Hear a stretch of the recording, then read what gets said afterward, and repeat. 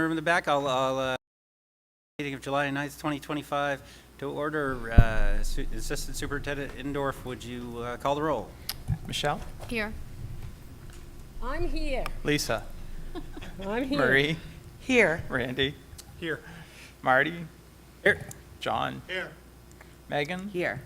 Chad? And I'm Chris. Excellent. Please join me in the Pledge of Allegiance. I pledge allegiance to the flag of the United States of America and to the republic for which it stands, one nation, under God, indivisible, with liberty and justice for all. Very good. Adjustments to the agenda. We don't have any. That takes us to item E, approval of last meeting's minutes. So moved. Second. Moved by John, seconded by Marie. Any discussion? I'd like to make a motion to amend the minutes when it talks about GBE-R, GBGE-R. It should be that there were 4 voted to move the policy back to the committee and 3 voted against. So Megan, Marie, and I voted against it. I'll second that. Okay, it's been moved and seconded to amend the minutes to reflect the vote differently. Any discussion on that? Okay, all those in favor? And that's unanimous. Okay, to the motion as amended. Any further discussion? Okay, all those in favor? And anyone opposed? That's unanimous. Very good. Thank you. Okay, I will now read through the consent agenda, and I would take a motion after that if that's the will of the committee. So for nominations, we have Kevin Laranger, BMS teacher, Elizabeth Benson, BPS nurse, Kristen Philbrick, BPS LPN. Appointments, we have Arkea Noyes, BHS EdTech 3, Hannah McCaskey, BHS EdTech 3, Christina Edmond, BPS EdTech 2, Kayla Cousins, BPS EdTech 2. And resignations, Taylor Fouth, Stephanie Wigginton, Cassandra Jakes, Jessica Matt, Patricia Vanderwood, and 1 transfer, Kaylee Perrin, BHS teacher. So moved. Second. All right, moved and seconded. Any discussion? Okay, all those in favor? And that is unanimous. Very good. Great, that takes us to the superintendent's report. Chris? Yeah, sorry, before I jump in, Marie, were you the second on that last motion? I did. Thank you. Congratulations to Biddeford boys baseball on winning a state championship. I watched that run with some mixed emotions as my son walked in the winning run for Biddeford. My son's a sophomore at Thornton, but it was a Cinderella run. It was fun to watch Biddeford play at Marshwood. Great game out at St. Joe's against Thornton, and then the state championship, just an absolute magical run for those kids. And on top of that, you know, congratulating Keith and his staff. The boys also won the Sportsmanship Award, so that's a double whammy. Long time in coming, so really, really sweet finish to the year for those kids, so congratulations to them. Superintendent Ray emailed the board about a floor issue related to BPS and some potential shared liabilities and some potential delays related to engineering and construction. He's going to provide a further update to you before the next meeting as he continues to meet with the engineers and contractors. Touched base with all of our principals in the last week. Hiring is underway and going very well. I talked to Meg Schrader about 3 hours ago. She reported that she was fully staffed and very pleased with the candidates that she had. So I think we're in pretty good shape going into the year. Typical shortage areas continue to be typical shortage areas.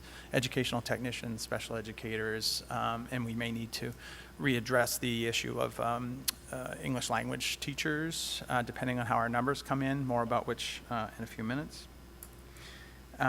To wit, we have an unexpected growth of multilingual students coming in.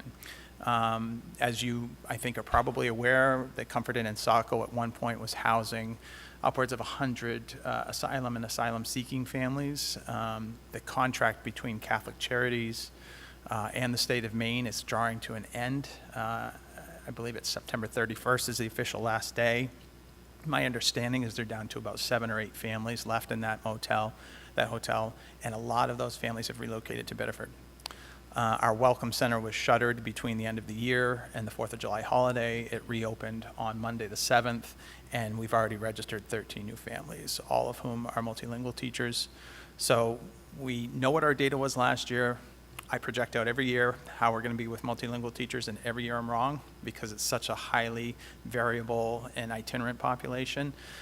Right now, we still feel like we're appropriately staffed, but as this board knows, I've come to you in the past, either late in August or early in September, and said, hey guys, didn't see 50 new kids coming. We need some support for additional staff.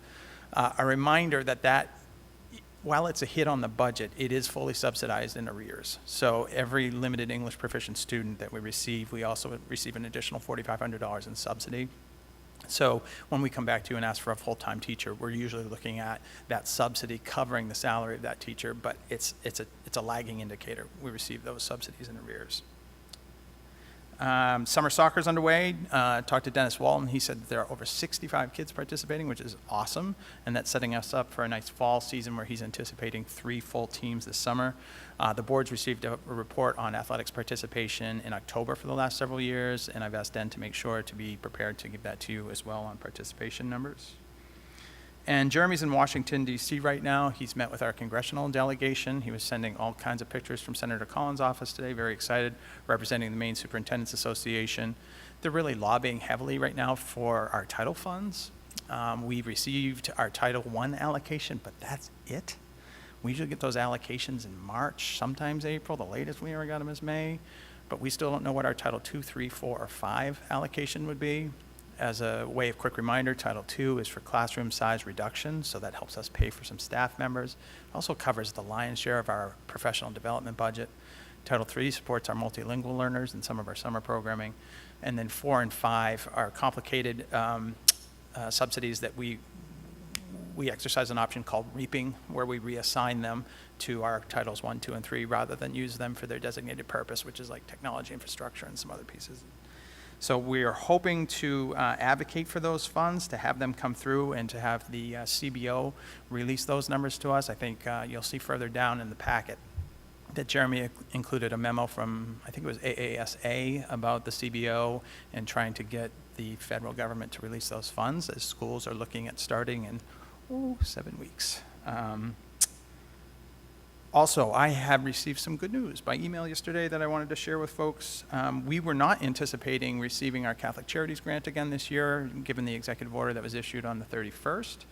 But I talked to Tristram Draper over at Catholic Charities, and he said, Chris, we have so much unused FY25 money that we're going to reallocate to our partner schools for FY26, and we believe that the funding level is going to be about equivalent.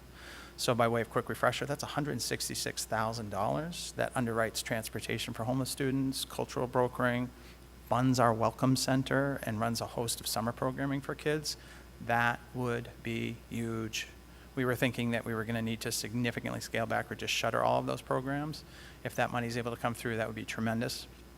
We have a monitoring visit with that grant team on Tuesday of next week. Ashley Hicks, the business manager, and I are meeting with them to go over all our 2025 stuff. And assuming that they give us the green light and say, you've done this the right way, and the budget checks out and all those sort of things, we anticipate an award roughly equivalent to $166,000. That would be a tremendous benefit to the district. That's all I have. Questions for the Assistant Superintendent? Marie? So Chris, I don't know if I missed a number. Do you have any idea as to how many new ML kids will have and how they'll be dispersed throughout? Or are we just waiting for them to settle, register? So we had 13 families from the motel starting in about May, Marie, that had already come to Biddeford with the assistance of our partners in Saco and pre-registered for next year so that they're not rushing in August 31st. So we know about those families. Okay. We've had another handful, about the same number, just come in the last couple of days since the Welcome Center is reopened. Again, there's only 7 or 8 of those families left in the Saco Motel, but as you know, we trade students back and forth with other service centers like Portland, Lewiston, Sanford, that 111 corridor. So we don't have an exact number, but we'll certainly keep the board updated as we move through the summer, and I'll be in touch with that Welcome Center staff to say, what are we seeing? Remember, they're not only tracking our ML families existing in Newbury, but also our homeless families, because that has a logistical and financial implication for the district as we support transportation and a host of other services for those kids. And I hate to ask this follow-up question, but was there a similar distribution throughout our partnering districts or the area, or are we receiving that lion's share? We're actually not receiving the lion's share. The few refugees that are being admitted into the state of Maine this year are primarily being located in Augusta and Bangor. Those are service centers that previously hadn't shouldered some of the burden of servicing that population. Demographically, Marie, what we're seeing is that the new registrants tend to skew younger. I don't think we can make an assumption that those families will be with us necessarily for 12 years. That just isn't the case for the population writ large in Biddeford. But nevertheless, that does place a disproportionate burden on BPS, Okay. for example. Thank you. Sure. John? So with the housing crisis we have in Biddeford, how are they finding, that's 26 families. How did they all find housing when we have homeless stuff? Where did they all move to? Your question's a good one, John. I think there are a lot of relatives So how do we, in Avesta Housing that are taking on their families that were in the Comfort Inn. so they're Doubled moving- up. Double up. Yes. And we because they have to have a Biddeford address. Yes. already coming. Yep. Yep.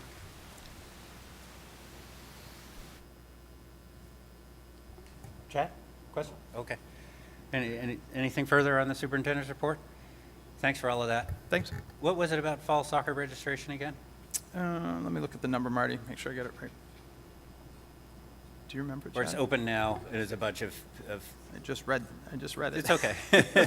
I just, 65. Thank you, Martha. mostly I wanted to plug that it's open for registration, so notwithstanding the number, that's great. Well, thank you for that report. Thank Okay. Are there any committee reports? I don't believe that there are. I don't think any committees have met. Is that correct? Anyone from a committee wishing to report on any activity? Just other than, I know Jeremy made a note about negotiations for Ed Tech 2s, 3s, and administrative assistance at the start of the school year. So we'll be looking forward to that work. Indeed. Yep, important stuff. And Policy Committee, Marty, will be meeting on August 13th. Just by way of quick preview, we meet twice in August, and I'm actually kind of glad that we do. The legislature did us many favors last session, including passing LD 11, which is a requirement that the school board adopt a policy on maximum and minimum temperatures for both operations, extracurricular activities, and recesses. So we've already started a draft between Biddeford and Saco to be consistent, because MSMA doesn't have a draft, the Department of Ed doesn't have a draft, and Drummond doesn't have a draft. So we're using largely OSHA standards and MPA athletic standards. So we plan to bring that and put it at the top of our agenda for the policy meeting with the hopes that we come out with a first reading, because we'd really like to have that in place in September. You may recall that in September of 2023, we actually did do an early release as a result of heat, but right now we don't have kind of hard stop thresholds. We don't say, well, we're going to measure with a wet bulb thermometer, we're going to use real feel, we're going to do all these things. So we anticipate asking the board to have a first reading of that, at least that policy on the 13th. Thanks for the heads up and advance notice. Any other committee thoughts or anything to update that's coming up, or anything that you want to be sure to highlight? Okay, thanks for everybody, all the good hard work that you do on committees. That takes us, we don't have any old business, so under item JA, appointment of principal at BPS. I'll make a motion that we, Megan Schrader become principal of BPS. Second. Second. Moved and Second. seconded 3 times. Everybody second. I don't know, you can only have one. I seconded it. I think Chad did. Thank you. I think Chad got there. Hey, that was My fun. notes officially reflect John making the motion and Chad seconding. Okay. All right, any discussion? Okay, all those in favor? Yeah, all those in favor? Yeah. Okay, that's unanimous. Okay, all right. Congratulations, Megan. Thank you. Do you want to come up and I don't even think we have the microphone, otherwise we would love to hear from you. Okay. You might have to use Chris's mic. He's coming down with it. He's coming down. Okay. He's fast. Oh, it's Look at him there. run. Thank you, Doug. I'd be dead by the time we got there. I would be.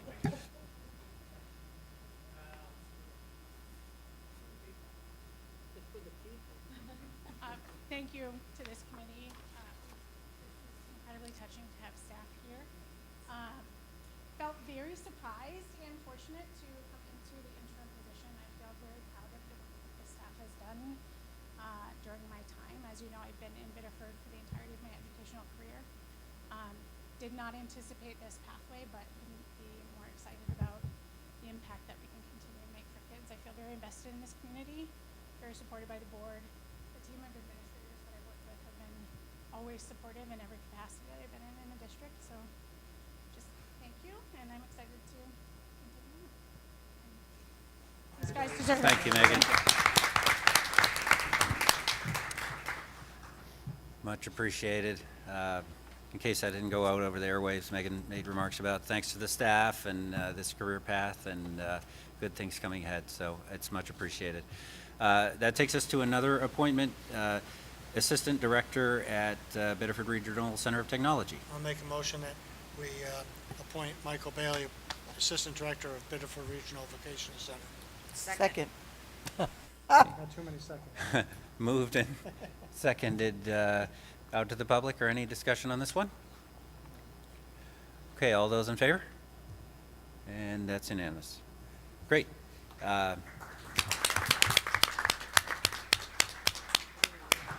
thanks to Michael Bailey for that service there. We're excited about all the amazing things going on at the COT.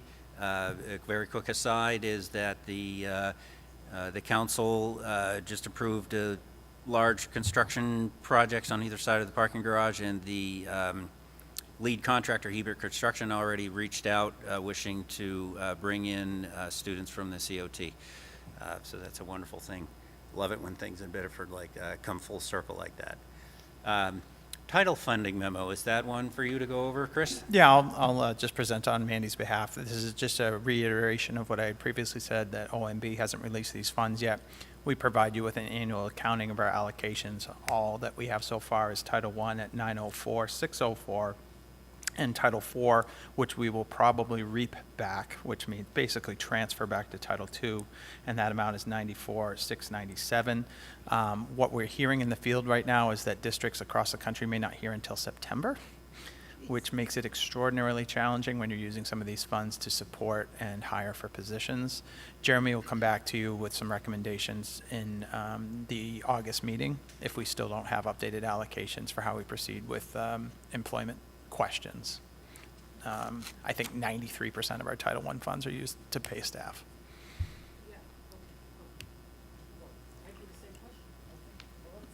Well, I don't know if it's the same question, but it's not, well, we don't know. So I guess you're going to wait till August, and so we have people hired for these positions already, right?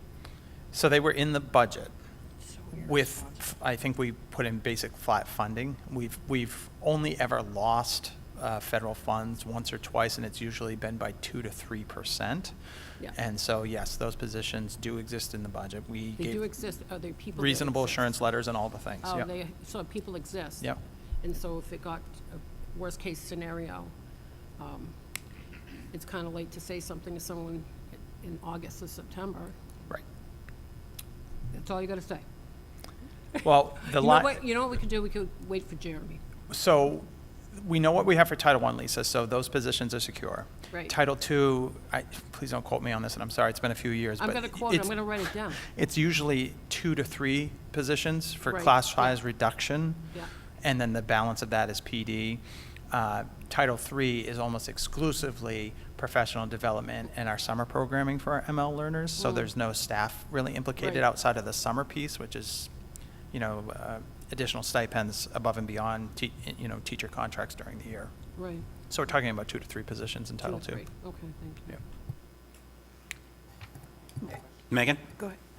I remember when Mandy presented this in June, one of the questions that I had, and so it's not directly related to what you said, but it's adjacent, that I just want to bring up is that we talked about the resiliency coordinators and what their roles were and how they were different school to school. So I'm wondering if maybe by our August meeting, we can have more information about the roles of the resiliency coordinators as we're looking to try to figure out how to fill some of these gaps, school by school, so we kind of understand what that position's doing. Yes, Okay. I'll ensure that happens. Chad? I apologize if this was mentioned earlier. I guess I was under the impression that the delays were due to a particular issue, but the last paragraph of this indicates that the delays impact every state. And so that puts into question my initial understanding of what's delaying these funds. Can you just quickly capture why there is a delay in the distribution of these funds? I'm not sure, Chad, that okay. schools know. So, Oh, okay. yeah, we get, these funds were allocated by Congress, but as you know, this administration has sometimes taken funds that were allocated for certain purposes and held them back for programs with which they have some concerns or objections or something along those lines. So it remains unclear to me why we haven't received these funds from federal DOE or OMB. Okay, appreciate it. Thanks. John? So if we are short, can we use any of the carryover funds that we transfer for next year to subsidize some of this? If we go to the council and ask them to? I look like the superintendent, John, Yeah. but I'm only playing one on TV tonight. Okay. I answer that question at my own peril, and I'm going to ask you to ask that question to Okay. Jeremy. All Yeah, right, I don't know. all right. Yep. I think we can if we ask the council. I believe that's true. Yeah. Yeah. I'm going to withhold my comments and questions and play nice. Okay. Just saying. Okay. Michelle, I'm sorry. Chris, can you mention, you mentioned earlier, Title II is class size reduction, Title III was summer programs. What were the other ones? You mentioned it earlier in the. Yes, sorry. So Title II is both class size reduction, but also funds professional development for the district, Michelle. Title III is professional development specifically related to language acquisition, but it also underwrites our summer programming. So we have a K through 12 ML summer program. And then it also does some like really small stuff with like classroom materials specific to multilingual learners. And then Title IV is 21st century, which can support all kinds of things from school safety to technology infrastructure and those sorts of things. And then Title V, which we may or may not be eligible for this year, is rural schools grant. And then there's a whole host of like 26 things that money can be used for. It's a very, very small amount of money, so we always reap it into Title I or II because it's not enough to do any of the projects. Thank you. Yep. Okay, thanks for those updates, and we'll be looking ahead to see how we can resolve that issue. I think you have the floor again, Chris, on the Maine School Management Association update. Yeah, I don't have anything to add, Marty, other than that this is kind of the year in review from the legislative session, and that MSSA wanted boards around the state to be aware of. Also, because you pay dues to them, what their position statements were, whether they were in favor or opposed. And that includes everything from individual state-level LDs to the One Big Beautiful Bill Act. And so Jeremy just thought that was worth sharing with the full board and the public. Any questions on that memo or anything to dig into or add? Okay. Thanks for providing that. Okay, we have item E, a second reading of an overnight field trip UVM game for field hockey preseason. So moved. Second? Moved and seconded. Any discussion on that one or anyone from the public wishing to comment? Okay, all those in favor? And that is unanimous. Thank you. Okay, then under item F, we have a series of second reading of policies. Want to take direction from Michelle here, but should we take these one by one or group them? What's the committee's pleasure? Maybe one by one? I'm thinking one by one. Okay. Okay, so this is a second reading on policy ACAA-R2. So moved. Second. Okay, that's moved by Michelle, and I think I heard John as the second. Any discussion on this one? Okay, all those in favor? Anyone opposed? Okay, that's unanimous on that one. And the next one we have is policy JICIA. So moved. Second. I get a John on the first and Marie on the second. Any discussion on this one? Okay, all those in favor? And that's also unanimous. And then the last one is policy JLCD. So moved. Second. Moved by John, seconded by Michelle. Any discussion? Okay, all those in favor? And that is unanimous as well. Okay, that takes us to public participation. Anybody here wishing to comment on anything on tonight's agenda or otherwise? The floor is yours. Okay, thanks for being here. And back to the committee. Michelle. Sorry, I have a communication. I just wanted to mention that Lisa and I were able to attend the adult ed graduation, and it was such a fantastic event. Not only did we get to see the high school diplomas and the high sets, but also, what was the program? No, I just lost the program name. It was certificate program. And so a lot of our new Mainers were there and spoke about just being accepted by Biddeford, going through these programs, and it was just a really fun night. We had a really great time, so kudos to all of them for how much hard work they did. It's a long time ago. Excellent. Thank you for doing that. I know the council president, Liam LaFountain, was there and gave some remarks, and that's really great. Others? Anybody got other thoughts, comments? Okay, I have just a couple quick things. Music in the Park is actually tonight, and the music actually starts at 6, and it's going on at Mechanics Park right now, and there is a farmer's market as well. It's every Wednesday in July, so that's 5 Wednesdays, including tonight. I went last week. It was a great crowd, and the farmer's market combination has been really good. And there's some great vendors there, and a good band tonight. Highlight a couple things that are on next week's council agenda. Lots of things related to public art. So if you're interested in those things, please attend. You may have seen the Citgo/mobile sign at 5 Points. We have a winning proposal from that. That's the intent is to discuss and possibly award that next Tuesday night. And then I'm also trying to lead a discussion now that we've settled on the building projects on either side of the parking garage of whether we should keep or knock down the Merc stack. So there could be a mindset that we would beautify it, paint it black, or otherwise decorate it, as art. It does bring in revenue for the city.